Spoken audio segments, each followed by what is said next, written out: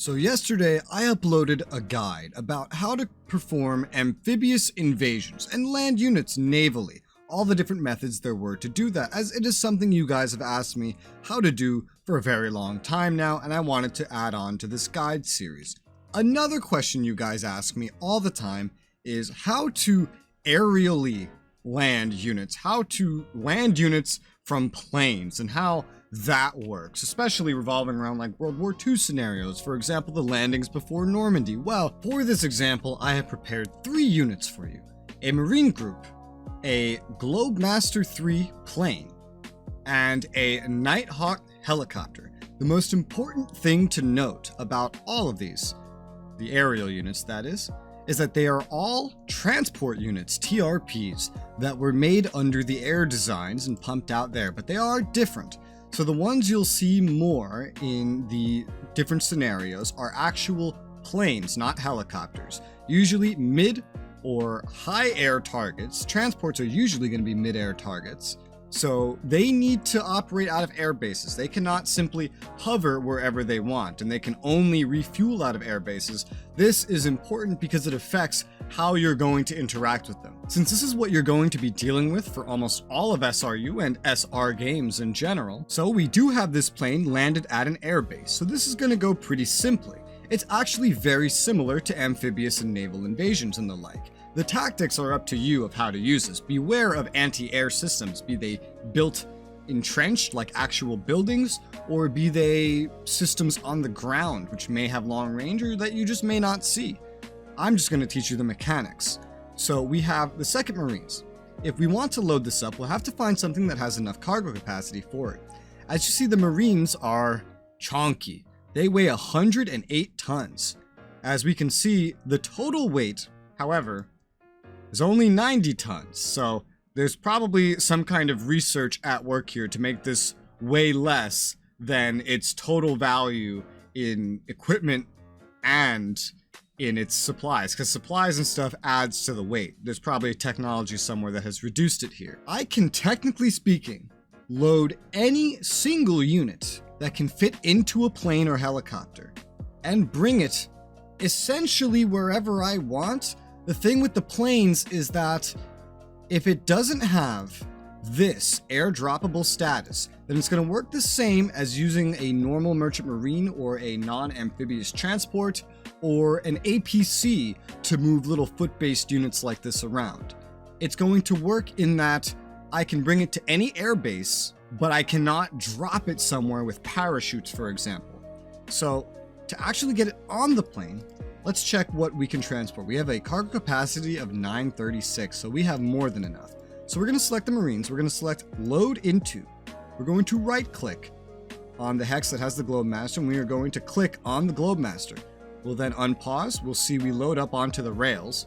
We start railing down, and now we've disappeared. If we go look, we'll see this little symbol, Cargo Loaded. That's how you always tell if there's a unit on another unit. The Globemaster now has, as we can see, the Infantry 2nd Marines on it. And now this is pretty nice. So what I can do here is we find another airport, for example, over here, an air base, and I can choose to unload it right there. Same thing, I just click unload and then I right click where I want to unload. The plane is now going to set out.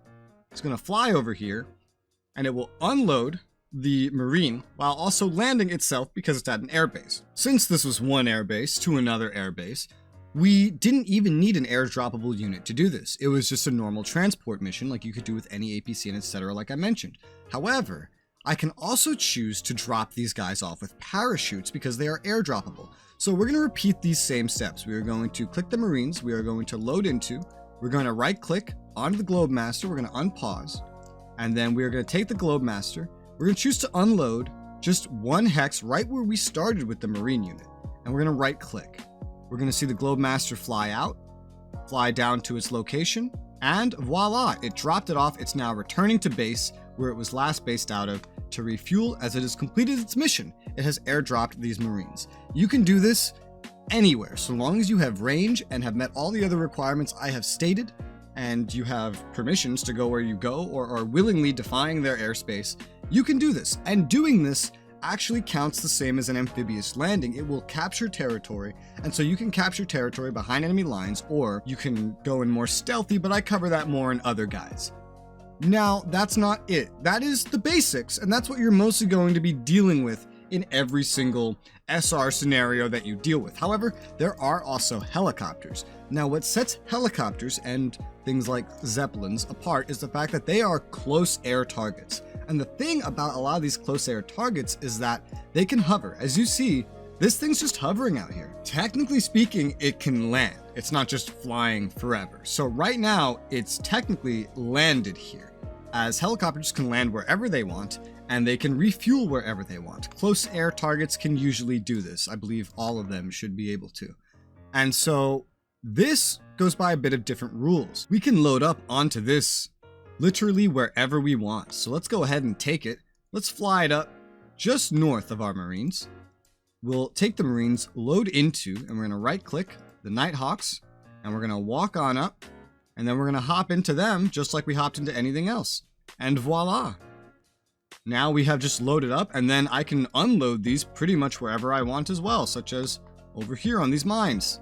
And the choppers will be there with them because they are close air units and they can actually do stuff like this.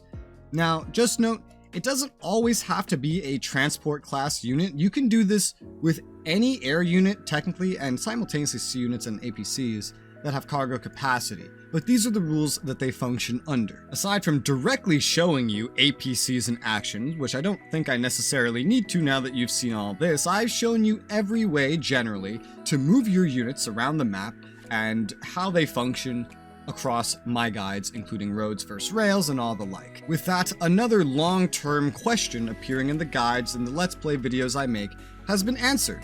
I hope that this has been helpful to you. If you have any more ideas for guides or things that you have questions on, feel free to let me know in the comments. I will answer them if they are short and maybe not worth a video, or I will make a guide for them if they are something a little more extravagant. For now, though, thank you guys very much for watching, and I hope to see you on the next one.